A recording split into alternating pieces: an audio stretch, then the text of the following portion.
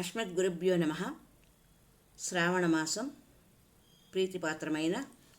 శివపార్వతులు సమస్త దేవతామూర్తులకు ప్రీతికరమైన మాసం కాబట్టి శివ అష్టోత్తర శతనామావళి ప్రారంభించుకుందాం.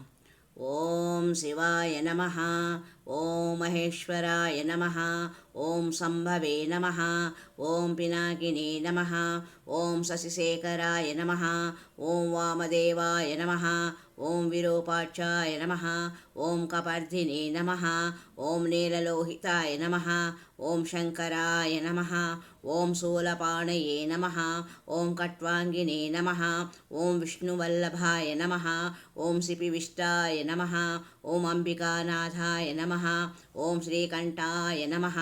ఓం భక్తవత్సలాయ నమః, ఓం భవాయ నమః, ఓం శర్వాయ నమః,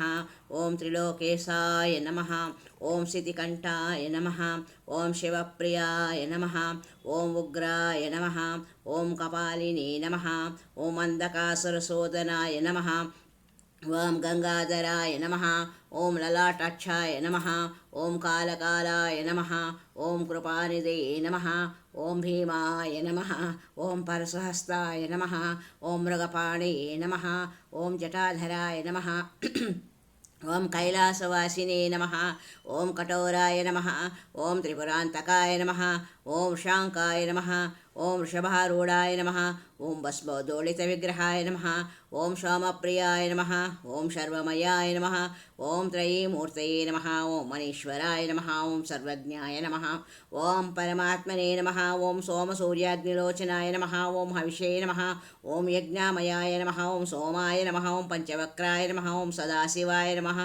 ఓం విశ్వేశ్వరాయ నమః, ఓం నమః శివాయ,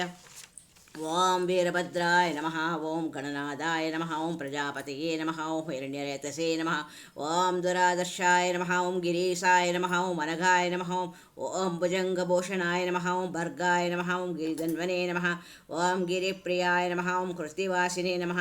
ఓం పురాగతాయే నమః, ఓం భగవతే నమః, ఓం ప్రమదావధివాయ నమః, ఓం ప్రమదాధిపాయ నమః, ఓం మృత్యుంజయాయ నమః, ఓం సూక్ష్మతనవే నమః, ఓం జగద్వాపినే నమః,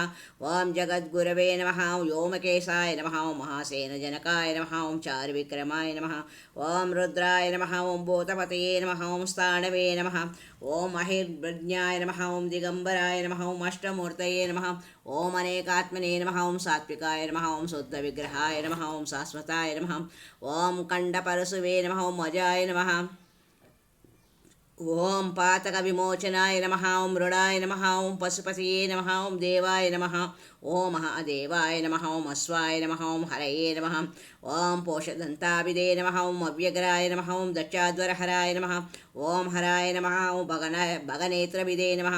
ఓం అవ్యక్తరూపాయ నమః, ఓం సహస్రాక్షాయ నమః, ఓం సహస్రప్రసాదాయ నమః, ఓం త్రివర్గప్రసాదాయ నమః, ఓం అనంతాయ నమః, ఓం తారకాయ నమః, ఓం పరమేశ్వరాయ నమః, ఓం సదాశివాయ నమః, ఓం లయకారకాయ నమః, ఓం ఢమరుకాయ నమః, ఓం సదాశివాయ నమః, ఓం శివాయ నమః, ఓం పరమేశ్వరాయ నమః, ఓం పరమేశ్వరాయ నమః, ఓం గంగాధరాయ నమః. శ్రీ శివ అష్టోత్తర శతనామావళి సంపూర్ణం. ఓం హర హర పార్వతీపతే శంభో శంకర. ఓం నమః శివాయ.